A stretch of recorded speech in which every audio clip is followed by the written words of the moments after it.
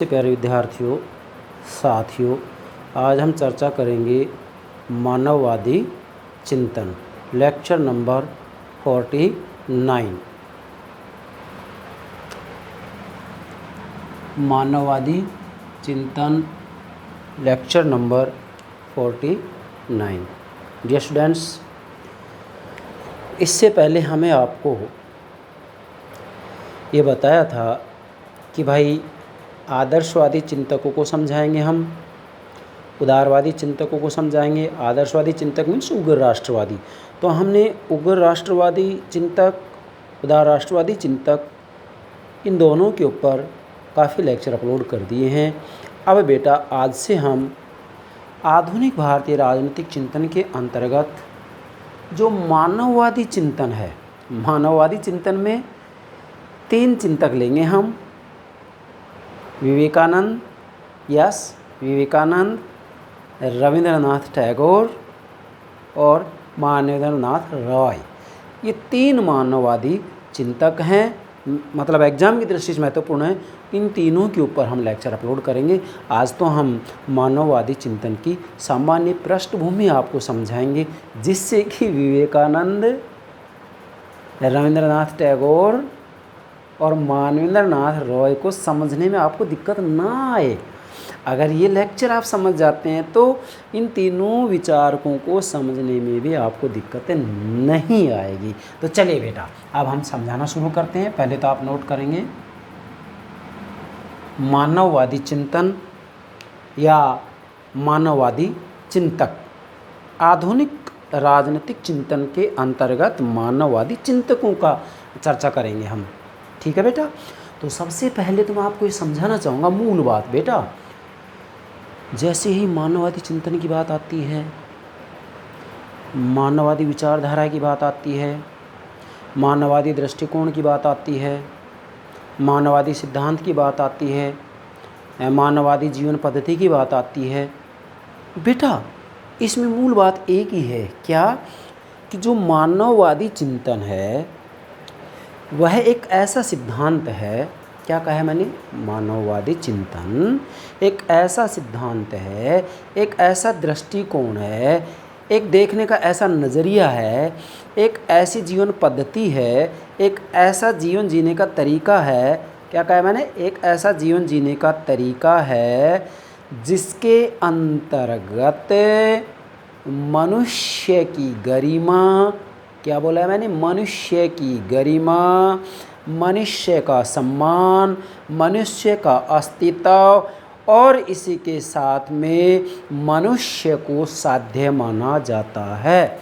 मतलब मानववादी चिंतन या मानववादी विचारधारा ये मानकर चलती है कि मनुष्य, बेटा समझना है कि मनुष्य होने के नाते ही, मेरे साथ नोट करना है, मैं आपको इसको समझाना है। मैंने यहाँ ज़्यादा नोट करने का जो है प्रक्रिया धीरे धीरे कम कर रहा हूँ, क्योंकि मेरा मूल लक्ष्य केवल समझाना है बेटा। फिर से दोहरा रहा हूँ, मानववादी चिंतन ये मानकर चलता है कि मनुष्य होने के नाते ही सम्मान के योग्य है, गरिमा से संपन्न है, इसे किसी भी सांसारिक साधन से नहीं तोला जा सकता। मनुष्य की क्या जाति है, क्या धर्म है, अमीर है कि गरीब है, उसकी नस्ल क्या है, इससे कोई लेना देना नहीं है। उसका देश क्या है, इसे कोई लेना देना नहीं है। उसकी संस्कृति क्या है, इसे कोई लेना देना नहीं है। युग कौन सा है, इससे कोई लेना देना नहीं है। ये विचारधारा तो केवल ये मान के चलती है कि मानव होने के नाते ही सम्मान के योग्य, गरिमा से संपन्न है और मनुष्य होने के नाते अपने आप में साध्य है।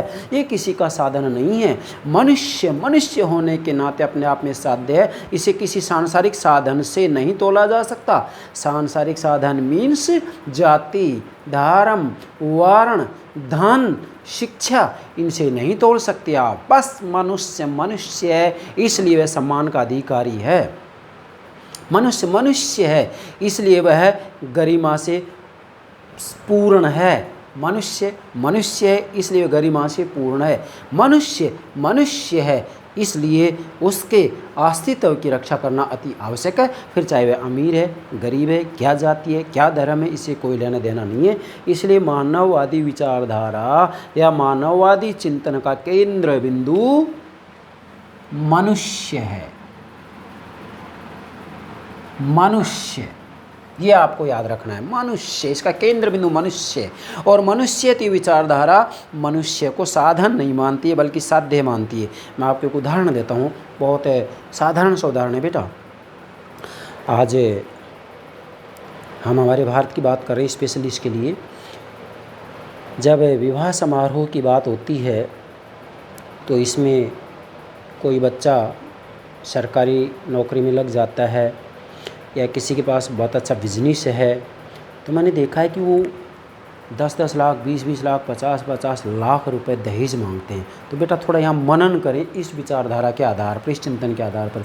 क्या जब दहेज लिया जा रहा है लड़की वाले पक्ष से, लड़के वाले पक्ष दहेज ले रहे हैं, तो ऐसी स्थिति में आपसे कहना चाहूँगा कि जब जो बच्चा नौकरी में लग जाता है, लड़का नौकरी में लग जाता है, तो लड़की वाले पक्ष से मतलब वधू पक्ष से वर पक्ष एक 4 व्हीलर ले रहा है, 50 लाख रुपए ले रहा है। तो मुझे बताइएगा, यहाँ तो उस बच्चे की बोली लगाई जा रही है, और जिस बच्ची को लाया जा रहा है, जिस वधू को लाया जा रहा है, उस वधू को तुम समझ क्या रहे हो?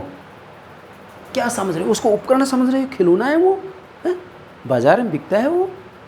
ये चिंतन गलत है। यहाँ मूल चिंतन यही तो है, मनुष्य होने के नाते अपने आप में साध्य हुए किसी का साधन नहीं है। तो जो वधू है वो भी किसी का उपकरण नहीं है, किसी का साधन नहीं है। इसलिए ये जो दहेज की बात आती है तो यहाँ ये विचारधारा कहती है, क्या कहती है कि जो वधू है, एक माता पिता अपनी बच्ची को दे रहे हैं, इस बच्ची से, इस वधू से बड़ा कोई दहेज हो ही नहीं सकता। ज़रा ध्यान दीजिएगा। इसलिए मैं कहूँगा जो मानववादी चिंतन है, जिसको कि विशेषकर विवेकानंद, रविन्द्रनाथ टैगोर और मानेंद्रनाथ राय ने अपने विचार इसके आधार पर दिए हैं, तो आपको इसमें सीखना है यदि कुछ, तो ये सीखना है। दूसरा ये सीखना है, जैसे देखिएगा आज दहेज प्रथा अभी भी हमारे भारत में है, तो बेटा मानववादी चिंतन तो ये कहता है कि मनुष्य होने के नाते अपने आप में सम्मान की योग्य, गरिमा से संपन्न है, अपने आप में साध्य है, किसी का साधन नहीं है। तो जब किसी घर में किसी की मृत्यु हो जाती है, 50 वर्ष से ऊपर का कोई होता है, तो वहाँ पर मोहल्ले वाले, समाज वाले कहते हैं मृत्यु भोज करो। उसके पास धन नहीं होता तो भी ज़बरदस्ती से मृत्यु भोज करवाया जाता है। अब आप बताइए मुझे, ऐसी स्थिति में वो परिवार जो मृत्यु भोज कर रहा है, जिसके घर में मृत्यु हुई है, उसको मृत्यु भोज करने के लिए दबाव डाला जा रहा है, मृत्यु भोज करता है, तो क्या है वो साध्य है कि अपने आप में वो तो साधन बन गया, मोहल्ले का, गाँव का साधन बन गए ना। तो ये विचारधारा यही सिखाती, मनुष्य अपने आप में साध्य है, ये किसी का साधन नहीं है। ये विचारधारा यही कहती है, बार बार कह रहा हूँ, मनुष्य होने के नाते अपने आप में साध्य है, ये किसी का साधन नहीं है। इसलिए आपको ये सीखना है, हम अपने आप में साध्य हैं। हम किसी भी रूप में किसी परंपरा, रूढ़ी, प्रथा, इनके साधन नहीं हैं, उपकरण नहीं है। यहाँ तक कि अगर गलत कानून भी सरकार बनाती है तो हम कानून के भी कठपुतली नहीं है, कानून के भी साधन नहीं है, हम साध्य हैं। क्योंकि समाज को, राज्य को बनाने वाले हम हैं। तो हमारा अहित किसी भी रूप में हो रहा है, हमें साधन बनाया जा रहा है, तो हम ऐसे कानून, प्रथा, परंपरा, रीति रिवाज को नहीं मानेंगे, उसे तोड़ेंगे। बस ये ध्यान रखना। ये विचारधारा, ये चिंतन ये कहता है। और यही बात आगे चल कर के विवेकानंद, रविन्द्रनाथ टैगोर हैं और मानेंद्रनाथ राय इसके आधार पर ही व्याख्या करेंगे। अब आगे बढ़ें बेटा। यहाँ पर मैंने आपके लिए 2 डायग्राम बनाए हैं, जिससे कि आप मानववादी चिंतन को समझ सकें कि आखिर ये जो चिंतन है, मानववादी विचारधारा है, ये है क्या। अभी तक भी नहीं समझे तो डायग्राम के माध्यम से हम 2 डायग्राम बनाए मैंने। चलिए सबसे पहला डायग्राम देखो। अब मैंने यहाँ बहुत अच्छे से रूप में सारी बात नोट कर दिए। गागर में सागर करने वाली बात है। अगर ये बात समझ जाते हैं तो फिर ये विवेकानंद, रविन्द्रनाथ टैगोर और मानेंद्रनाथ राय, इन तीनों मानववादी चिंतकों को समझने में आपको दिक्कत नहीं आएगी। मैं फिर कह रहा हूँ, ये मूल बात है, इसको समझना है। इसके बाद में 3 विचारकों को हम क्रमबद्ध रूप में समझा देंगे। चलो नोट करो मेरे साथ, मैं समझाता भी रहूँगा, इसका एक्सप्लेन भी करूँगा बहुत अच्छे से। देखो सबसे पहले मैंने लिखा है मानववादी।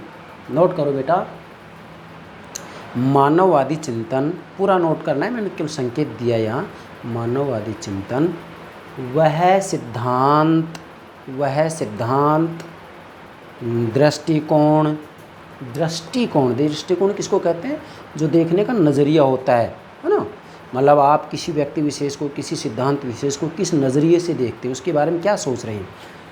मानववादी चिंतन वह सिद्धांत है, वह दृष्टिकोण है, वह जीवन पद्धति है जिसमें मानव गरिमा और मूल्यवत्ता को महत्व दिया जाता है। मतलब मानववादी चिंतन वह सिद्धांत है, वह दृष्टिकोण है, वह जीवन पद्धति है जिसमें मानव गरिमा और मूल्यवत्ता को महत्व दिया जाता है। मतलब मानववादी चिंतन में मानव गरिमा को महत्व दिया जाता है, मानव गौरव को महत्व दिया जाता है, मनुष्य के सम्मान को महत्व दिया जाता है, मनुष्य को साध्य माना जाता है, मनुष्य को किसी का साधन उपकरण खिलौना नहीं माना जाता है। मनुष्य है बस, इसलिए ही वह सम्मान के योग्य है। इसे किसी भी सांसारिक साधन से नहीं तोला जा सकता है।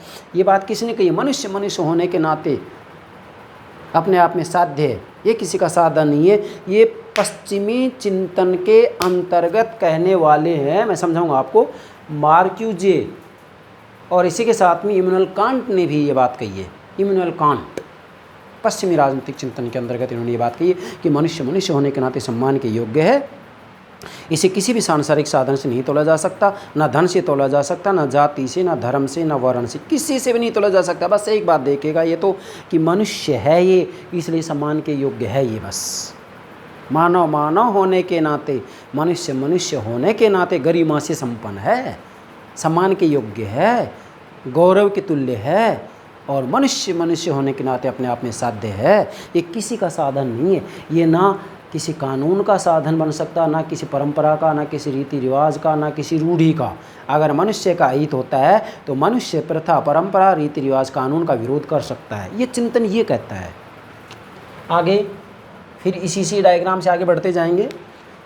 जब मानव गरिमा और मूल्यवत्ता को ये मानववादी चिंतन महत्व देता है तो वास्तव में विवेक या तर्क बुद्धि का प्रयोग करके, मतलब मानववादी चिंतन ये कहता है कि मनुष्य वो किस जाति का है, किस धर्म का है, इससे कोई लेना देना नहीं है। अमीर है कि गरीब है, इससे कोई लेना देना नहीं है। मनुष्य विवेक या तर्क बुद्धि का प्रयोग करके, क्योंकि ये विचारधारा मानववादी चिंतन मनुष्य को विवेकवान, बुद्धिमान मानती है, इसलिए ये कहता है कि विवेक या तर्क बुद्धि का प्रयोग करके मनुष्य आत्म साक्षात्कार कर सकता है। ये मानववादी चिंतन कहता है कि विवेक या तर्क बुद्धि का प्रयोग करके मनुष्य आत्म साक्षात्कार कर सकता है। एक डायग्राम। अब इसमें मूल बात क्या आई? एक ही बात आई है कि मानववादी चिंतन वह सिद्धांत है, मैं शॉर्ट में बोल रहा हूँ, मानववादी सिद्धांत, मानववादी विचारधारा है, आप कैसे भी कह लीजिएगा।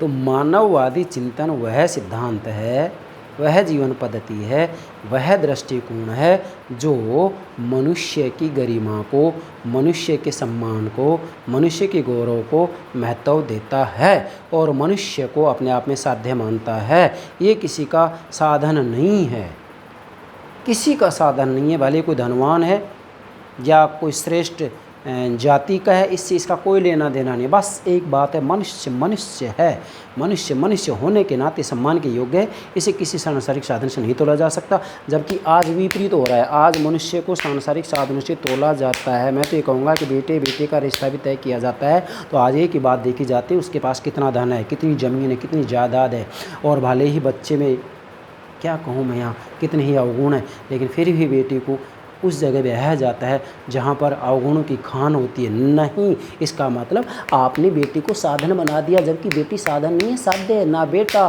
साधन है ना बेटी साधन है, दोनों साध्य हैं, क्योंकि दोनों मनुष्य हैं। इसलिए यहाँ केवल महत्व इस बात को देना चाहिए कि वास्तविक रूप में बच्चा सद्गुणी है कि नहीं, बच्ची सद्गुणी है कि नहीं।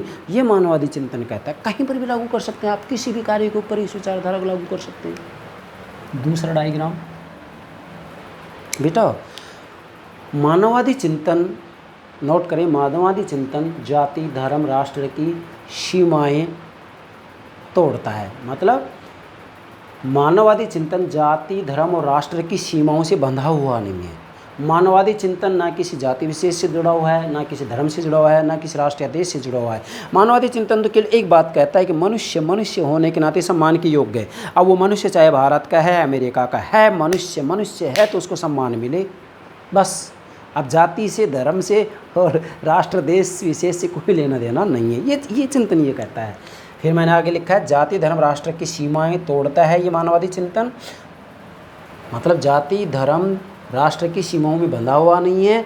और ये मानववादी चिंतन कहता है कि मनुष्य मात्र को ये विवेकशील मानता है। मतलब मानववादी चिंतन मनुष्य मात्र को विवेकशील मानता है। अब वह मनुष्य किस जाति का है कोई मतलब नहीं है, किस धर्म का है कोई मतलब नहीं है, किस देश राष्ट्र का है कोई मतलब नहीं है, बस मनुष्य मात्र को ये बुद्धिमान मानता है, विवेकशील मानता है। अब वह भारत का मनुष्य है या अमेरिका का है या ब्रिटेन का, इससे कोई लेना देना नहीं। ये तो ये कहता है कि सब मनुष्य विवेकवान है, विवेकशील हैं, ये विचारधारा कहती है। अगला मानववादी चिंतन मनुष्य को अपने आप में साध्य मानता है, मनुष्य को किसी का साधन नहीं मानता है। अब वो किस जाति का है, किस धर्म का है, किस राष्ट्र का है, इससे इसका कोई लेना देना नहीं है। भले किसी भी जाति का हो, लेकिन सब मनुष्य, किसी भी जाति का मनुष्य हो, किसी भी धर्म का मनुष्य हो, किसी भी देश का मनुष्य हो, सब मनुष्य अपने आप में साध्य हैं। किसी के ये साधन नहीं है, किसी को उपकरण नहीं है। प्रत्येक मनुष्य अपने आप में साध्य है, भले वह कितना ही गरीब है, अमीर है, क्या जाति है, क्या धर्म है, क्या वर्ण है, किस देश का है, इससे इसका कोई लेना देना नहीं है। बस एक बात है कि मनुष्य अपने आप में साध्य है, ये किसी का उपकरण नहीं है, किसी का साधन नहीं है। जबकि व्यवहार में मनुष्य को उपकरण माना जाता है, बौर बनाया जाता है। जिनके पास राजनीतिक शक्ति होती है, पॉलिटिकल पावर, जिनके पास आर्थिक शक्ति होती है, इकोनॉमिक पावर, वो क्या बात करते हो आप, क्या मनुष्यों को साध्य मानते हैं? जी नहीं, वो तो उपकरण मानते हैं मनुष्य को। वो क्या है, उसकी औकात क्या है मेरे सामने, इस तरीके के सेंटेंस बोले जाते हैं, शब्द बोले जाते हैं। तो मानववादी चिंतन इस बात को स्वीकार नहीं करता है कि नहीं गलत बात है, मनुष्य है इसलिए सम्मान के योग्य है। फिर वह किस पद पर है, किस जाति का है, उसकी आर्थिक स्थिति क्या है, किस देश का है, इससे कोई लेना देना नहीं है। नेक्स्ट, मानववादी चिंतन मनुष्य के गौरव, नोट करो बेटा, मानववादी चिंतन मनुष्य के गौरव, मनुष्य के अस्तित्व को सृष्टि का सबसे मूल्यवान तत्व मानता है। अब ज़रा देखिएगा, मानववादी चिंतन मनुष्य के गौरव, मतलब वो किस जाति का है, किस धर्म का है, किस देश का, इससे कोई लेना देना नहीं है, परंतु मनुष्य के गौरव और मनुष्य के अस्तित्व को सृष्टि का सबसे मूल्यवान तत्व मानता है। यहाँ आपसे एग्जाम प्रश्न पूछा जा सकता है कि मानववादी चिंतन का सबसे मूल्यात्मक या मूल्यवान तत्व कौन सा है। मूल्यवान लिख लेंगे आप, मूल्यवान तत्व कौन सा है, तो आप लिख देंगे मनुष्य का गौरव और अस्तित्व, मनुष्य का गौरव और अस्तित्व। चूँकि मूल बात यहाँ ये है कि ये मनुष्य के सम्मान की बात करते हैं, मनुष्य के गौरव की बात करते हैं, मनुष्य की गरिमा की बात करते हैं कि मनुष्य मनुष्य होने के नाते गरिमा से संपन्न है, मनुष्य मनुष्य होने के नाते सम्मान के योग्य है, मनुष्य मनुष्य होने के नाते अपने आप में साध्य है, किसी का साधन नहीं है। ये मानववादी चिंतन का केंद्र बिंदु है, सेंटर पॉइंट है। तो फिर से बोल रहा हूँ मैं, मनुष्य के गौरव और मनुष्य के अस्तित्व को सृष्टि का सबसे मूल्यवान तत्व मानता है कौन? मानववादी चिंतन। ये इसकी मूल बात होगी। अब आगे बढ़ते हैं बेटा। मानववादी चिंतन के अंतर्गत हम 3 चिंतकों का अध्ययन करेंगे। पहला लेंगे हम विवेकानंद, दूसरा लेंगे रविंद्रनाथ टैगोर और तीसरा लेंगे एम.एन. राय, मतलब मानवेंद्र नाथ राय। अब ये तीनों विचारकों को हम क्रम से समझाएंगे। कल जो हमारा लेक्चर होगा वो विवेकानंद के ऊपर होगा। ये तो मैंने इसलिए आपको समझाया जिससे कि ये इसकी पृष्ठभूमि समझ जाएंगे, तो आपको विवेकानंद, रविंद्रनाथ टैगोर और मानवेंद्र नाथ राय को समझने में दिक्कत नहीं आएगी। आप ने कितनी ही क्लासें ली होगी, पढ़ा भी होगा, लेकिन बेटे इस तरीके से समझने में थोड़ा सा आपको लगेगा कि वाकई हमको मज़ा आ रहा है, क्योंकि केवल औपचारिकता निभाना ये मेरा काम नहीं है। मतलब इस आधुनिकता के दौर में चकाचौंध सभी को चाहिए, तो चकाचौंध से हम दूर रहते हैं। हमें चकाचौंध से कोई मतलब नहीं है, वाहवाही से कोई मतलब नहीं है, यहाँ स्टाइलबाजी लगाने से कोई मतलब नहीं है। हमारा मूल जो मकसद है वो आपको राजनीति विज्ञान समझाना है, बस इशारा ही पर्याप्त है। चलिए बेटा, अब इसकी कुछ बातें और हैं महत्वपूर्ण, वो समझनी है आपको बेटा। सबसे पहले तो आपको ध्यान रखना है क्या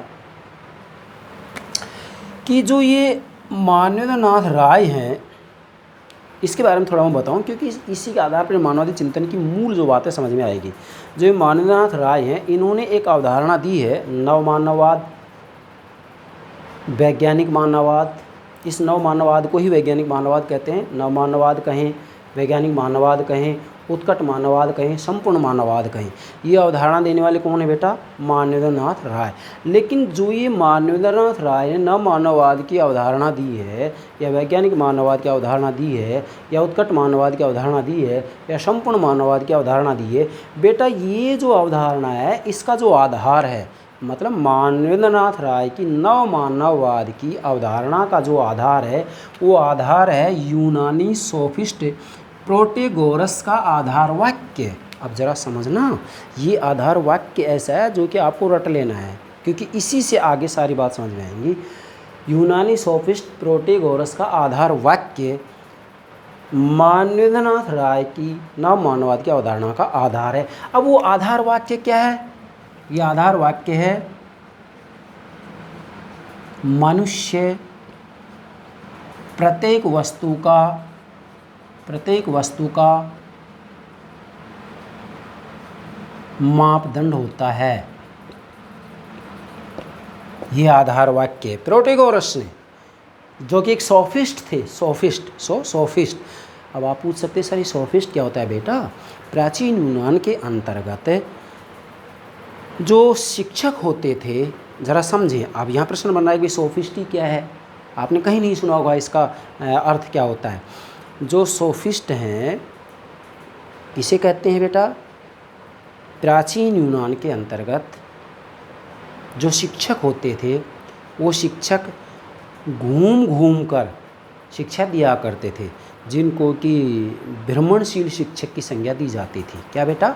जिनको कि भ्रमणशील शिक्षक की संज्ञा दी जाती थी।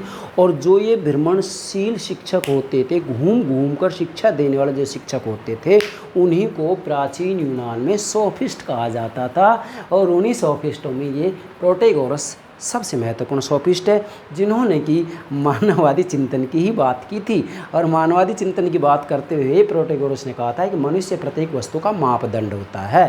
फिर से बोल रहा हूँ, मनुष्य प्रत्येक वस्तु का मापदंड होता है। मतलब कुछ भी कानून बन रहा है, कोई रीति रिवाज माने या ना माने, तो इसका जो मापदंड है वो मनुष्य है। क्योंकि मनुष्य को इन्होंने अपने आप में साध्य माना है और ये कहा है कि मनुष्य किसी का उपकरण नहीं है। गलत कानून है तो मनुष्य इसका विरोध करेगा, गलत रीति रिवाज है तो मनुष्य इसका विरोध करेगा, क्योंकि मनुष्य ही प्रत्येक वस्तु का मापदंड है। वस्तु अच्छी है या बुरी है इसका फैसला स्वयं मनुष्य करेगा, क्योंकि मनुष्य के लिए ही ये चीज़ें हैं। इसलिए मनुष्य प्रत्येक वस्तु का मापदंड होता है। क्या? मनुष्य प्रत्येक वस्तु का मापदंड होता है। किसने की बात? प्रोटेगोरस ने। और प्रोटेगोरस के इस वाक्य को आधार वाक्य मानते हुए मानवेंद्रनाथ राय ने अपनी न मानववाद की, या वैज्ञानिक मानववाद, या उत्कट मानववाद, या संपूर्ण मानववाद की अवधारणा प्रस्तुत की है। अब इन मानववाद की अवधारणा क्या है, ये जब हम एमएन राय समझाएंगे तब आपको बता दिया जाएगा। तो यहाँ समझ गए। अब इसमें मैंने दो विद्वान के नाम लिखे, मार्क्यूजे भी और इमैनुअल कांट भी। अब ये भी पश्चिमी विचारक हैं बेटा। पश्चिमी विचारकों में मार्क्यूजे और इमैनुअल कांट, ये दोनों ही मानववादी चिंतक थे। पश्चिम की बात है ये। अब हमें तो आधुनिक भारतीय राजनीतिक चिंतन आपको समझाना पड़ रहा है, लेकिन चूंकि एग्जाम्पल देना जरूरी है, तुलना करना भी जरूरी है। ऐसा नहीं कि भारत में मानववादी चिंतन हुआ, पश्चिम में नहीं, पश्चिम में हुआ है मानववादी चिंतन। तो मार्क्यूजे भी स्पष्ट रूप में कह रहे हैं। अब जरा समझें इनके सेंटेंस क्या हैं। मार्क्यूजे कह रहे हैं कि आज का मानव सोने के पिंजरे में कैद है। मैं नहीं कह रहा हूँ ये बात, मार्क्यूजे कह रहे हैं आज का मानव सोने के पिंजरे में कैद है, परंतु उस मानव को ही नहीं पता कि हम इस सोने के पिंजरे में कितने कैद हो गए हैं, कितने गुलाम हो गए हैं। क्यों? क्योंकि यह मनुष्य इतना बेचारा है कि इस बेचारे को पता ही नहीं है कि हम सोने रूपी पिंजरे में कितने गुलाम हो गए हैं। इसलिए इस बेचारे को माफ़ किया जाता है। मतलब यहाँ मार्क्यूजे कह रहे हैं कि आज का मनुष्य आधुनिकता की चकाचौंध में इतना फंस गया है, इतना फंस गया है, इसको खुद को होश नहीं है कि मैं चकाचौंध में फंस गया हूँ। इसलिए कहता है कि ये बेचारा है, इसको ज्ञान है ही नहीं। क्यों? क्योंकि आज का मनुष्य अपने आप को उपकरण बना बैठा। संपत्ति की बात आती तो संपत्ति कमाने में दिन रात एक कर लेते हैं, अपने आप को साधन बना दिया है। हाय तौबा मची हुई है। समय नहीं है, हर व्यक्ति से पूछो समय नहीं है, समय नहीं है, समय नहीं है। गजब। तो इसका मतलब ये है कि मनुष्य साधन बन गया, हर चीज़ का साधन बन गया। ठीक है। और इमैनुअल कांट भी मानववादी चिंतक ही हैं, पश्चिम की हैं, मगर ये भारत के तो तीन हैं विशेषकर, ये पश्चिम की बात। इमैनुअल कांट भी क्या कह रहे हैं? इमैनुअल कांट ने वही बात कही है जो कि यहाँ हमारे भारत के अंतर्गत मानववादी चिंतकों ने कही है। इमैनुअल कांट कह रहे हैं कि मनुष्य मनुष्य होने के नाते अपने आप में साध्य है, ये किसी का साधन नहीं है। मनुष्य मनुष्य होने के नाते सम्मान के योग्य है। मनुष्य मनुष्य होने के नाते गरिमा से संपन्न है। मनुष्य मनुष्य होने के नाते अपने आप में साध्य है, किसी का साधन हो ही नहीं सकता। ये इमैनुअल कांट कह रहे हैं। बस मनुष्य है इसलिए सम्मान के योग्य है वो। उसकी क्या जाति है, क्या धर्म है? उसका क्या लिंग है, स्त्री है कि पुरुष है? उसका क्या देश है, क्या राष्ट्र, से कोई मतलब नहीं है। बस मनुष्य है, गोरा है कि काला है कोई मतलब नहीं, क्या वर्ण है कोई मतलब नहीं है, बस मनुष्य है इसलिए सम्मान के योग्य है। अब आप बताइए, इस मानववादी चिंतन की बात करें तो क्या आज के दिन पूरे भारत के अंतर्गत, पूरी दुनिया के अंतर्गत मनुष्य के साथ ऐसे बर्ताव किया जाता है? कोई गरीब व्यक्ति होता है तो उसके साथ बर्ताव किया जाता है? गजब, आप मनुष्य इसलिए सम्मान के योग्य हैं। अरे भाई साधारण सी बात है, कहीं पर भी जाइएगा आप, किसी भी ऑफिस में जाइएगा, किसी भी सम्मेलन में जाइएगा, कहीं पर भी तो जा करके देखो आप, कोई ऑफिस में काम कराने के लिए जाओ, पहले फ़ोन आ जाता है कि ये हमारे परिवार का है, मंत्री जी का कॉल जाता है, हमारे परिवार का देख लेना, ओह तुरंत एक्शन।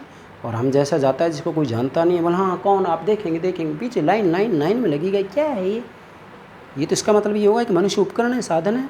जबकि विचारधारा क्या कह रही है? मनुष्य साध्य किसी का साधन नहीं है। ना ये पद का महत्व है इसके सामने, ना जाति का महत्व है, ना धर्म का महत्व है, ना धन का महत्व है। महत्व है तो केवल एक है कि मनुष्य है इसलिए वह सम्मान की योग्य, गरिमा से संपन्न है। मनुष्य है इसलिए वह साध्य है अपने आप में, ये किसी का साधन नहीं है, किसी का साधन नहीं है। ये हो गया मानववादी चिंतन। मुझे विश्वास है आप मानववादी चिंतन को अच्छे समझ गए होंगे। यदि इसको अच्छे से समझ गए हैं तो फिर विवेकानंद, रविंद्रनाथ टैगोर और मानवेंद्रनाथ राय, इन तीन विचारकों को समझने में आपको बिल्कुल दिक्कत नहीं आएगी। मुझे विश्वास है आप बेहतर तरीके से इसे समझ गए होंगे। यस बेटा, okay, thank you very much, thank you very much.